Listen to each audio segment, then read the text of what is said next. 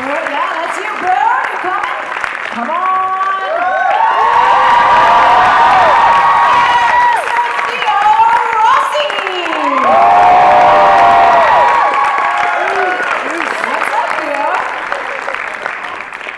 Okay, you guys, welcome. Sons, there has never been a show like it on television. Am I right, guys? Boom.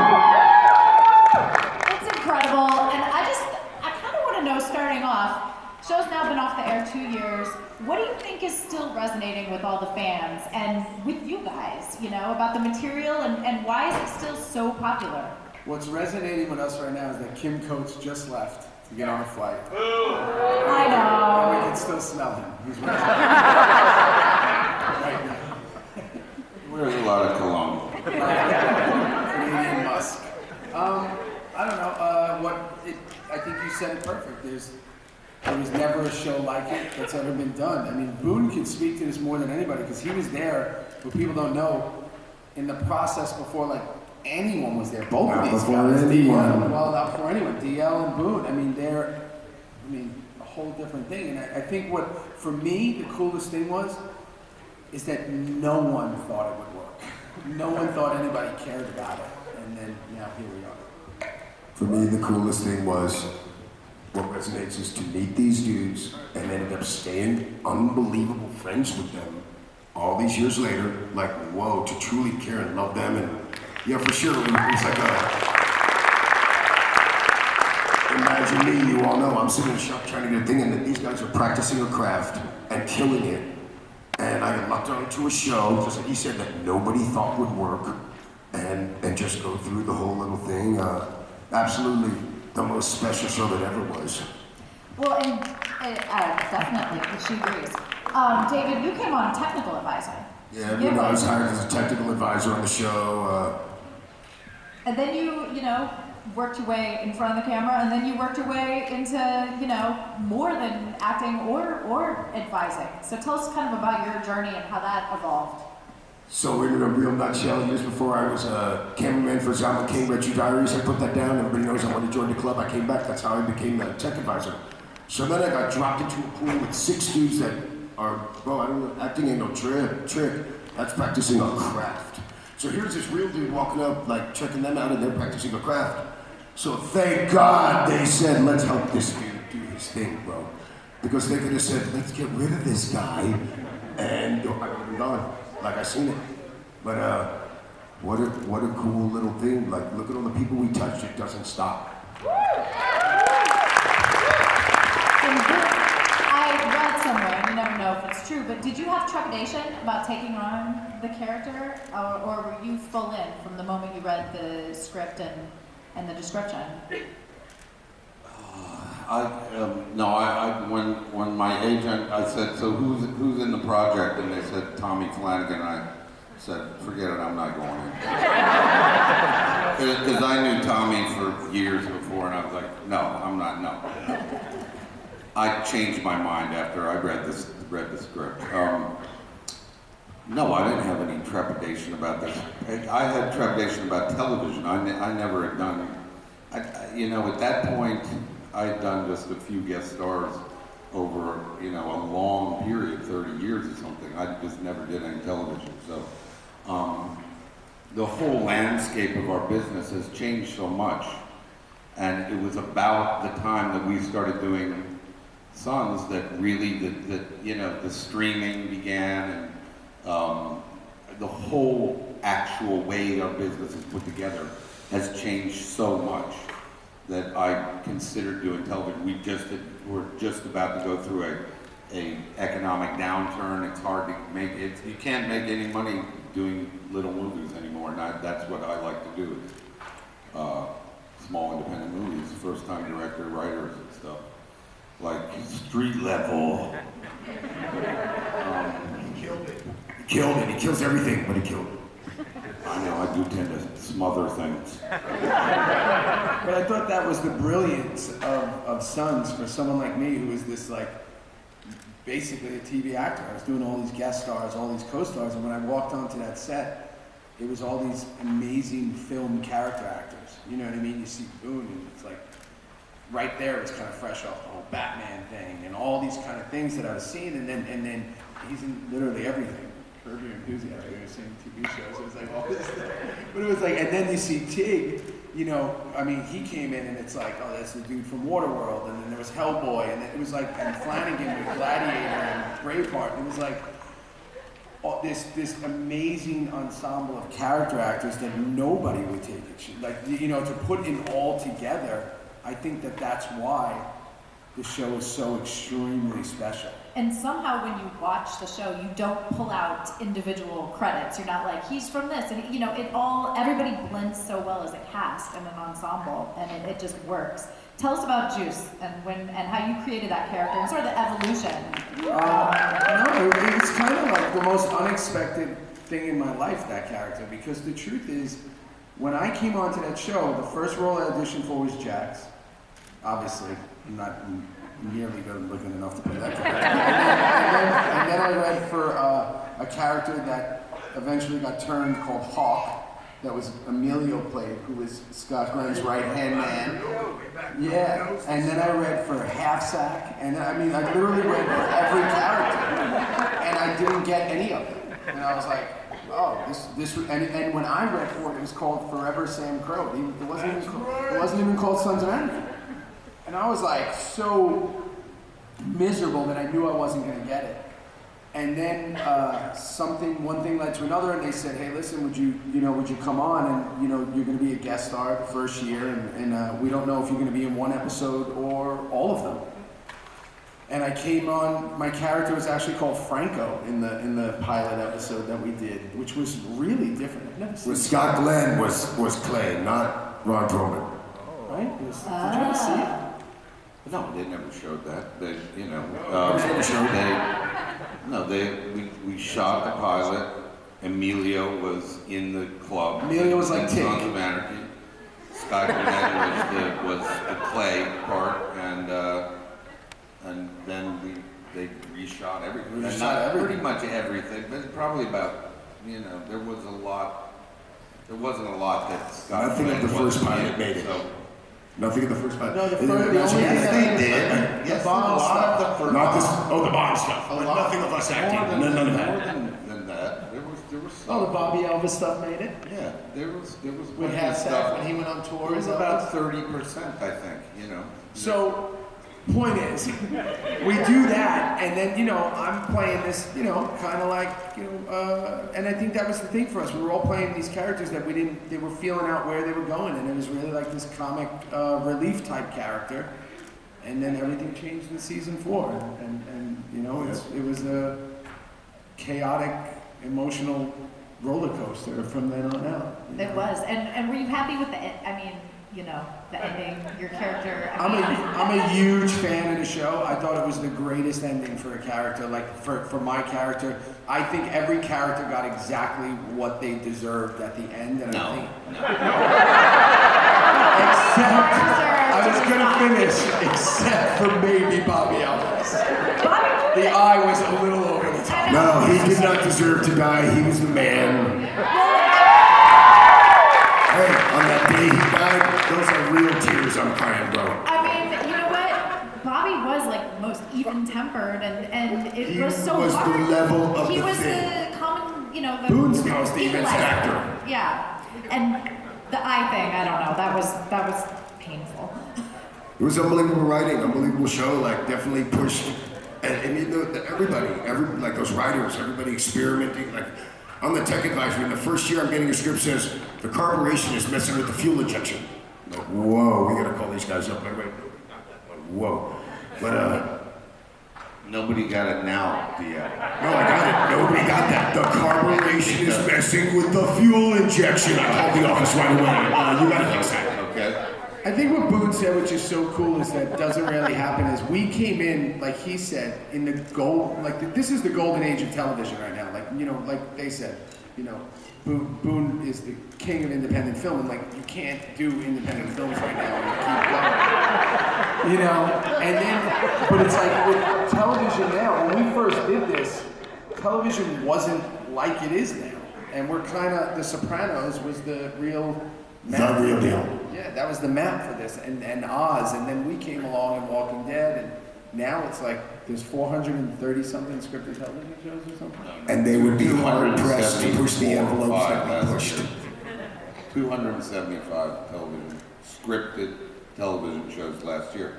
So, and in the time that this started, you did not get film actors doing a lot of television. Now everybody, that's all, there are no. Everybody wants to do television. #1 best actors in the world now. Yeah. Television touches people. In a way, television has become the new independent film a little bit. I mean, it's kind of usurped the independent film business, television. And that's, unfortunate, but maybe true. If you guys have questions, line up at the mics in the aisles, and we will... Line it up, line it up. And in the meantime, David, why don't you David, you have a film, right? Yeah? You guys know I have a film out, right? Let's talk about it. Nobody knows I got a film out? Well, they're about to, so... I got a film out called Street Level. It started airing on the 8th, so that was 3 days ago. It's on 100% of the cable networks in America. These guys are my inspiration. This guy's got a film out too, Bad Hurt film. It's like Hollywood is relationships. And you meet people, and hopefully the words on the page are good enough, and people like you enough that they will come aboard your little project and try to make that happen. My film is a straight up collaborative effort between me, the cast, the crew of the Sons of Anarchy. Everybody helped me do that. It's 92 minutes long. It's what happened to me on the Lower East Side from 7 to 8:30 one morning about 26 years ago. I'm old. But yeah, you should definitely, Boone's in it, Robert Patrick, Danny Trejo, Drea DiMatteo, Louis McConnell for Breaking Bad, Theo Rossi for The Walking Dead, I'm in it, Jennifer Bichella from 2.5 Men, Marilyn Manson, Sully from Godsmack. And all those people came aboard, just like he says, all those people came aboard because the words on the page moved them enough, and it's all art. Everything you do is art. From taking out the garbage to painting a painting is art. Every word spoken is art. And so it's if you're told a real artist and a filmmaker like this, and a decent project comes along, you can bet these are people, they ain't looking for the paycheck, they're looking for the decent project. You know what I'm saying? They inspire me to, this kid especially, man, this is my personal Buddha. This guy over here is like an inspiration. I'm like, Theo made a movie. What you mean Theo made a movie? Theo made a movie. I'm gonna make a movie too. Shit. That's awesome. And where can people watch it? You ready? It's on AT&T Uverse, Vubiquity, Amazon Instant Video, Google YouTube, Vudu, Xbox, Sony PlayStation, iTunes. You can get it now. It's those big ones. It's on demand. It's on Time Warner, Cox, Charter, Comcast. You go to movies, search by title, Street Level. It says Marilyn Manson, David Labrava, Mark Boone Jr. Nice. All right. JUNIOR, not JR with a dot. Don't forget that either. Street Level. Watch it. Hey, let's take our first question. How are you? Hi, David, I love you, but my question is for Mark and Theo. Big questions for these guys. If your characters didn't die in the show, how do you think they would have reacted to the last episode with Jack's decision?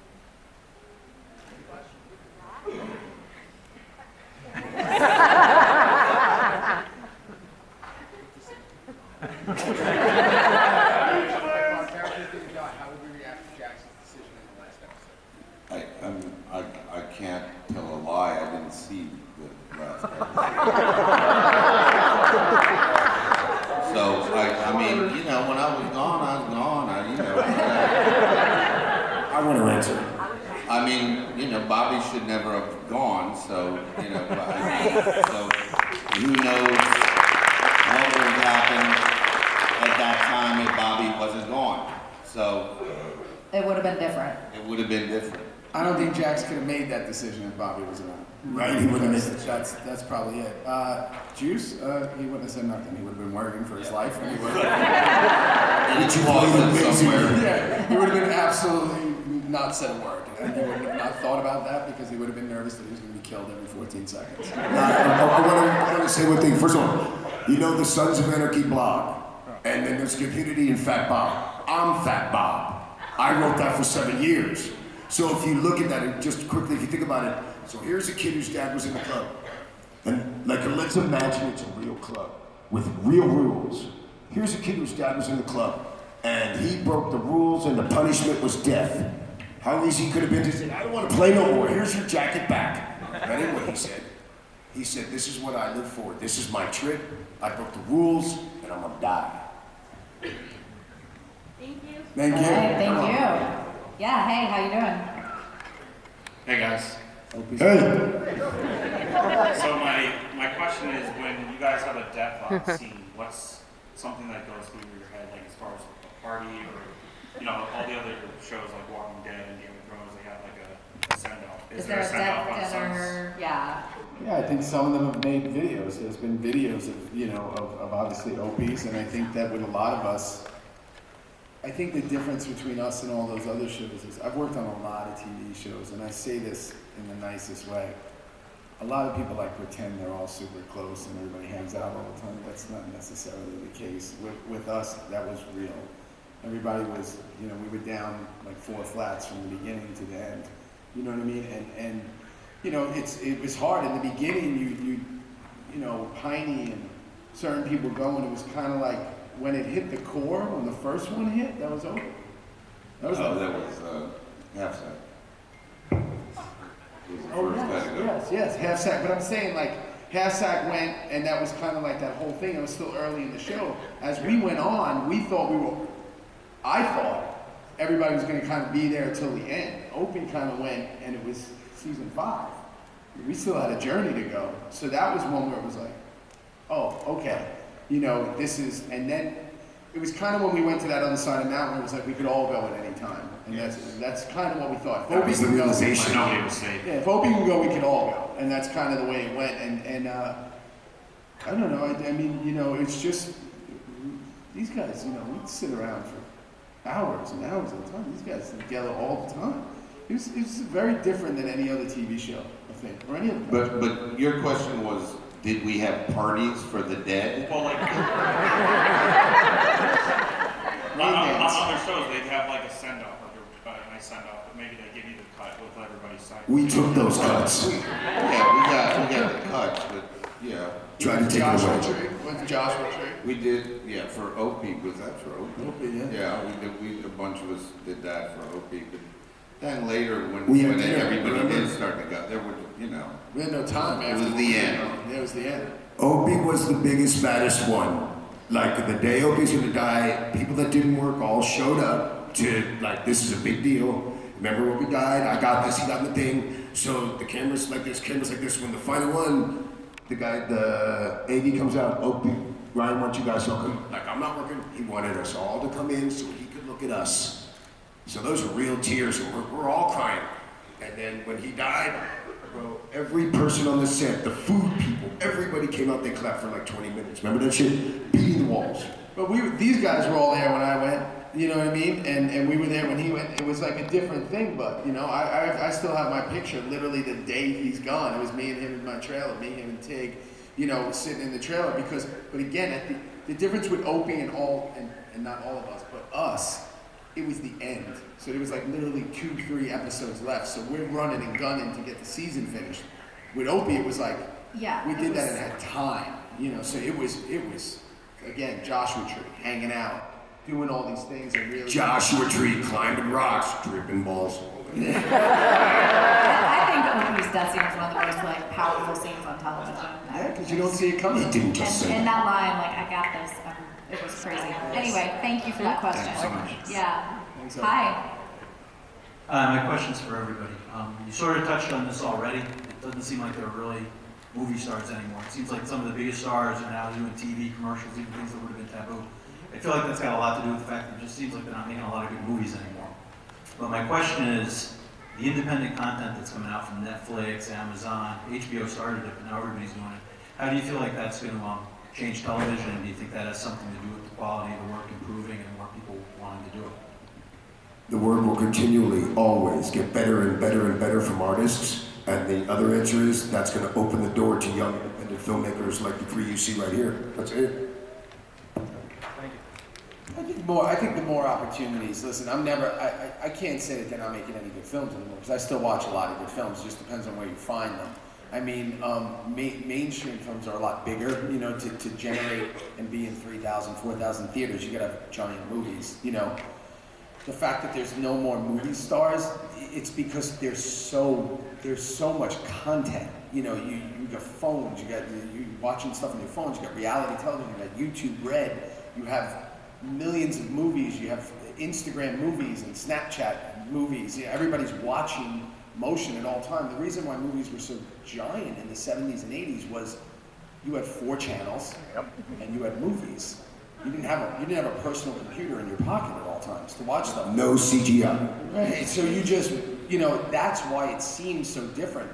I don't think that that's a bad thing. I think it's just how you get your content right now. But for the people making the movies and wanting to make television shows, first of all, the material is determined by the story.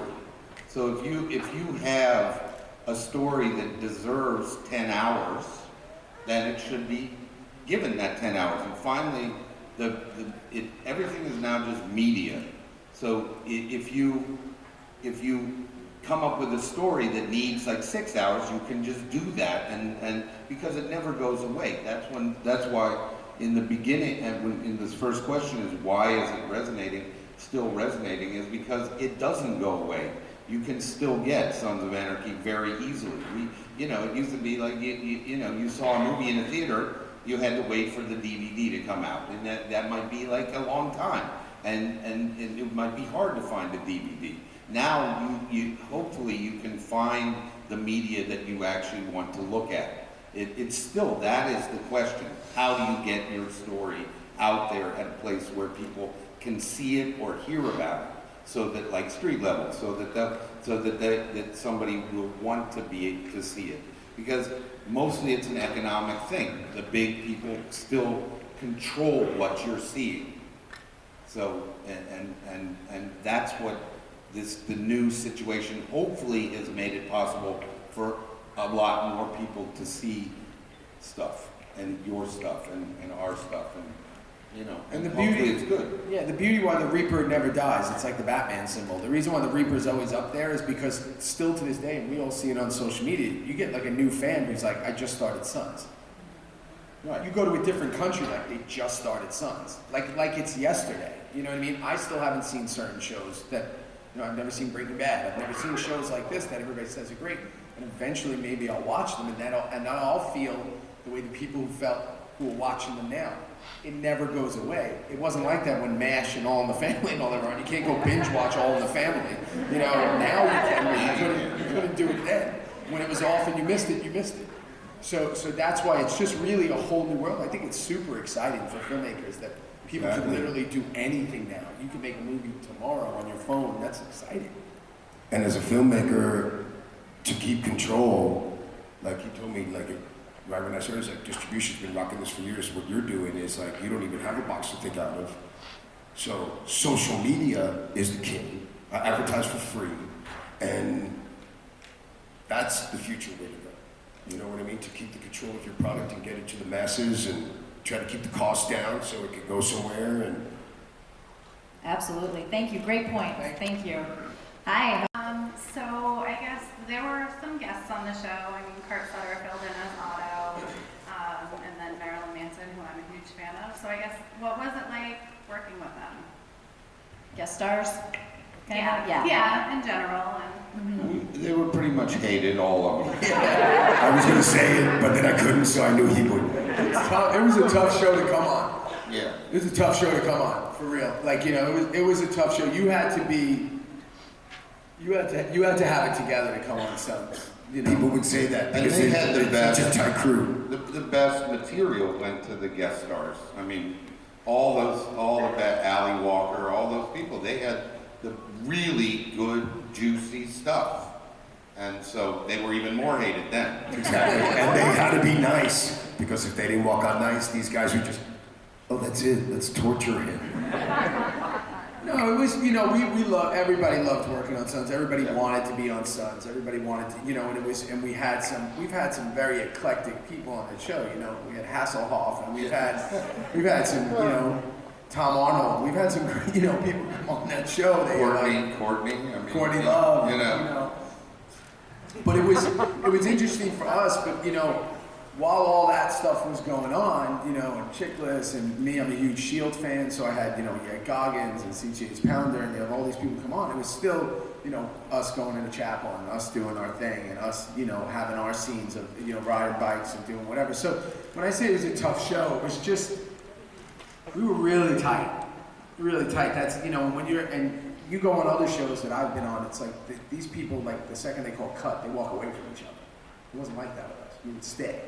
We would go outside and all be hanging out. So when I say it was a tough show, I only mean that it's hard to kind of penetrate that circle when you come on. For 7 years, from the very first day, after a 14-hour day, we would hang out in the parking lot for 3 or 4 hours. I'm talking doing push-ups, wrestling with each other, winding down, and the crew would be standing there just, what are they doing? We play a game called sumo. So here's the sumo champion. This dude flipped me onto the ground. Okay? There's a parking lot, and then Tommy Flanagan comes up like a, what are you doing? What are you doing?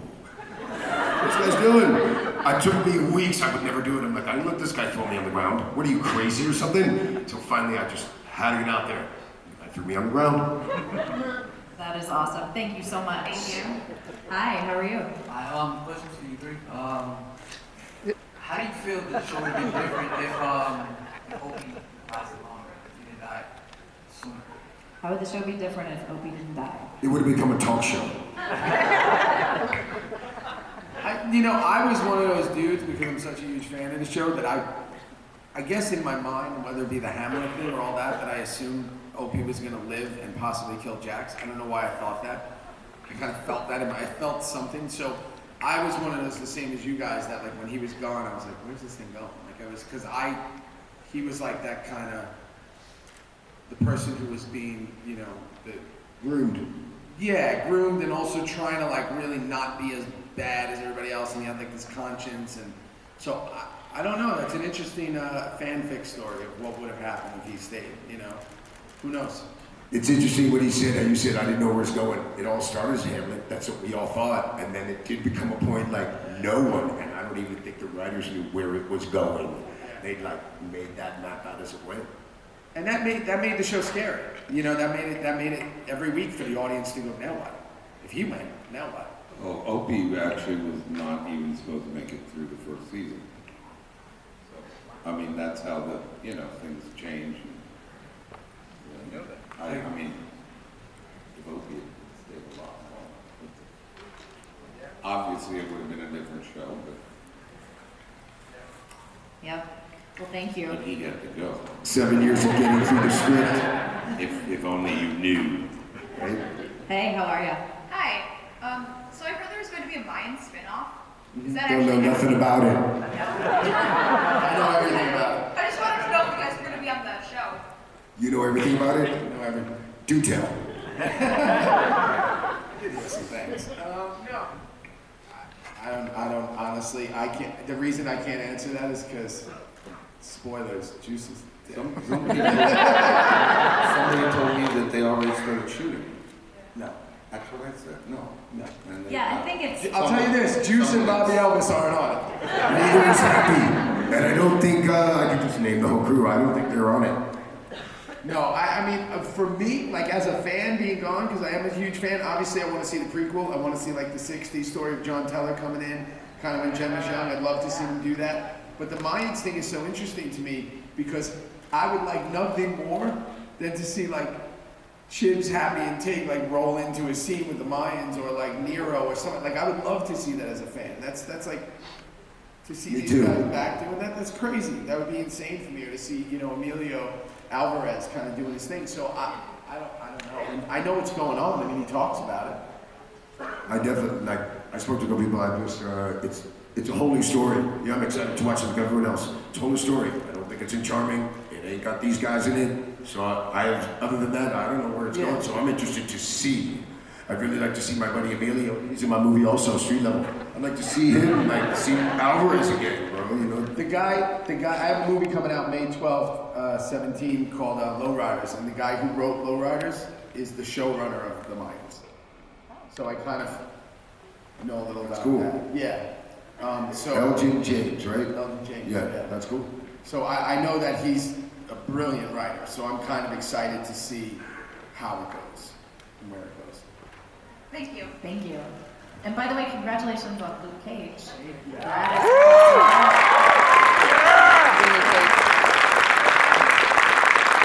Yes, hi. Hi, this question is for all of you. Do you guys remember the exact moment when you realized, oh shit, this show is bigger than you thought it would be? That's a Season 3.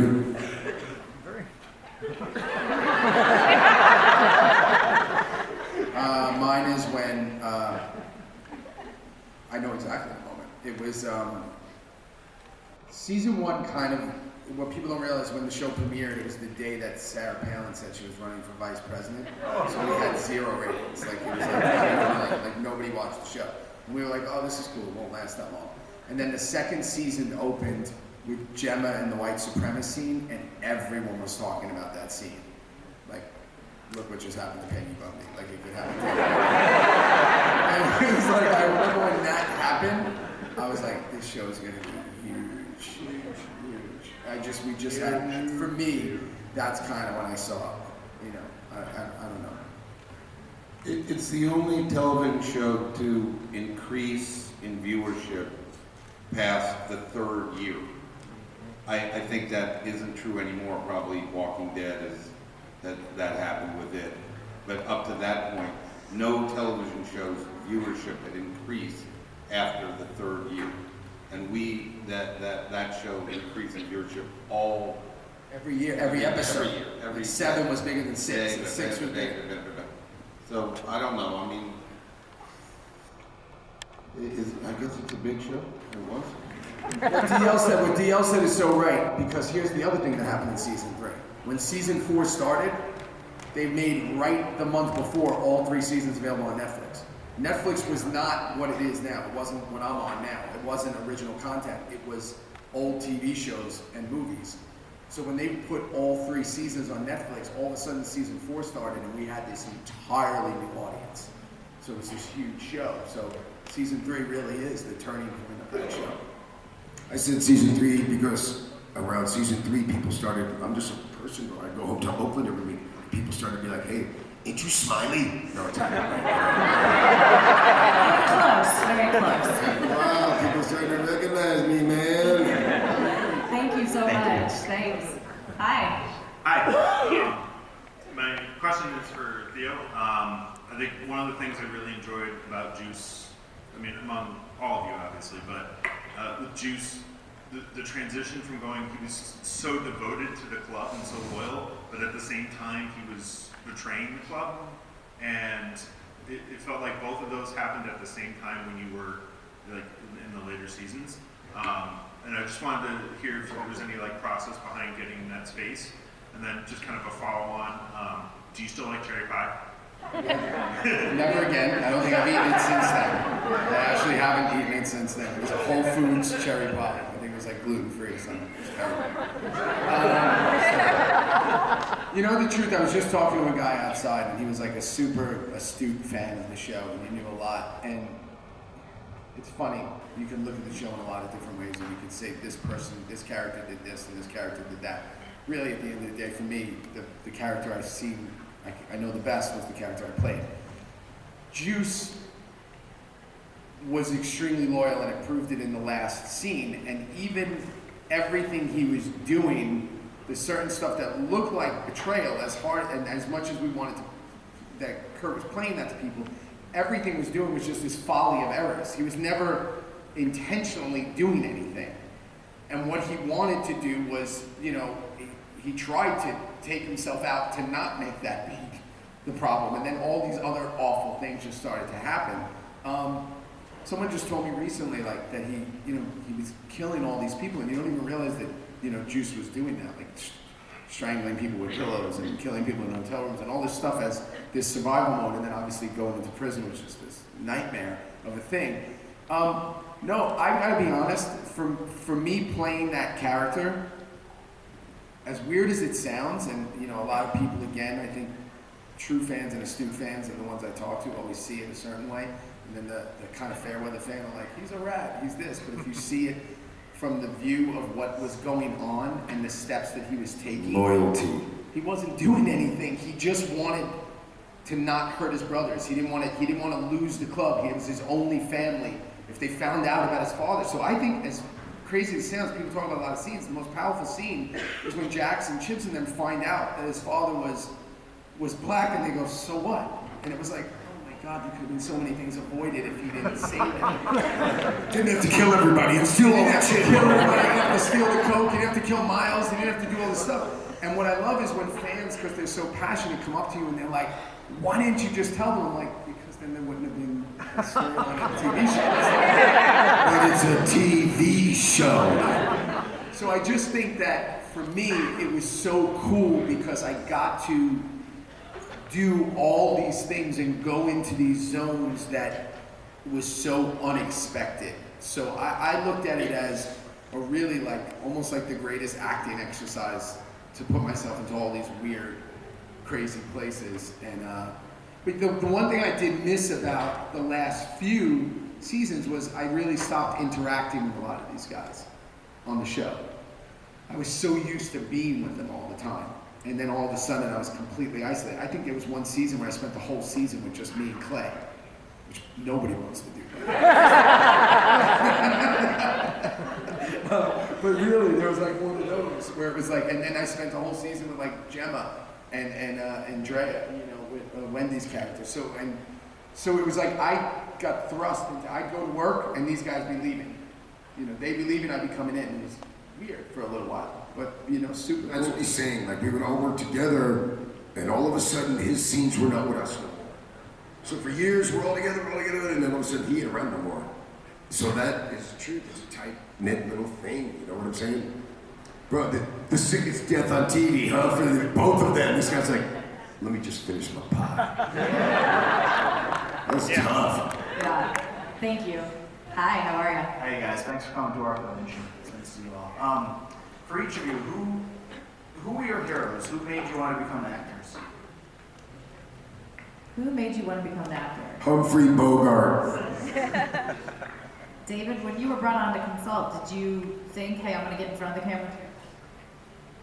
Previous to this, I got quickly discovered in a restaurant. I put camera behind him. His name is Zalman King. Some of you people remember the Red Shoe Diaries. He taught me script writing, and he taught me the camera. I worked for that guy for 2 years in LA, and I said, oh, Hollywood's insane, and I'm gonna go do what I do. So I come back and locked into the thing. The guy's in my house, and I'm all set up. Now the last 5 minutes he's there, I put some magazines out and published, and I says to him, hey man, when you do the show, I'd like a shot to be on it. He's like, you act? I'm like, every day's an act, okay? I want a shot like everybody else. And he's like, cool, I'll give you a shot. So I went for Tig. I didn't get it. And I wrote the guy a letter, and he said, you know what? I'm gonna make you this character happy. Happy? But you call me crazy or loco or psycho or something. No, your name's Happy. You're happy. That's awesome. Inspiration? acting was the furthest thing from my mind. I was a fan of films and television, but I literally had no ambition of acting at all, and it just kind of happened at a little bit of a later age now, almost 16 years ago. So for me, then I went back. Like when I started, I always believe you can't know where you're going if you don't know where you came from. So I started at the beginning, before Chaplin, kind of when the people were running the studios, and I started looking at everything, and it always came back to like 2 or 3 actors that I always found myself, like Newman, and then character actors like Claude Rains and Carl Malden, and guys who were these guys at the time who were young in the films I was watching, but they were these small actors in these huge films, but they were always the best part of them. Claude Rains, Carl Malden, they're pretty big actors in their day. But they were always behind the Bogarts and the Cary Grants and the Brandos and the John Casale. So they were these actors that I just really loved watching. So I tried to kind of see the best of all they were doing and then move into that. So not really anybody wanted to make me act. I didn't even think about acting. that was like a different world. Those dudes were like totally different at the time. Movie stars were movie stars back then. I think as Americans, it's in our culture. To me, I think every kid in America, whether you think you do it or not, you're like, damn, I want to be a movie star. You know what I'm saying? Like, it's you know, we make movies in this country. Everybody else does, but like, we really do that here. You know what I mean? It's a cool thing. I started watching movies, old movies when I was like 11, 12 years old. And pretty much when I was growing up, there was the old movie channel came on there were an old movie show late every night, and that was, somebody was putting those movies on in every kind of zone in America late at night. And so I love those movies, but I never thought about being an actor. Then I was going to be, I was an athlete. I was going to be a professional soccer player or whatever, which I came close to being, but,